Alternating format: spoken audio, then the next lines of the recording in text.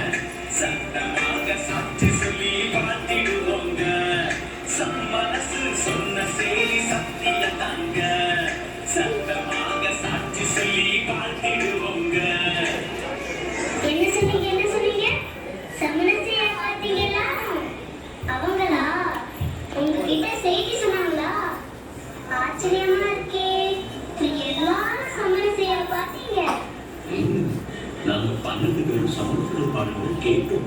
எவ்வளவு அருமையா பாடினாங்க தெரியுமா? கேட்கவே ஆனந்தமா இருந்துச்சு. அந்த நடுவு சாமத்துல ஒரு சமண செய்தி கிட்ட வந்து பேசினாங்க.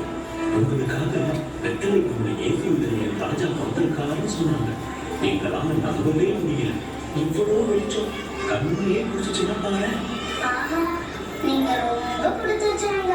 சேசுசாமி பொழுது செய்திய நீங்க தான் முதல்ல கேட்டிருக்கீங்க.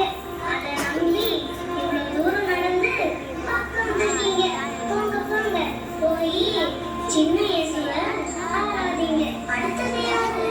அங்க மெனு மெனு நினைக்கிறது யாரு? ஓ, குட்டி நட்சத்திரம்.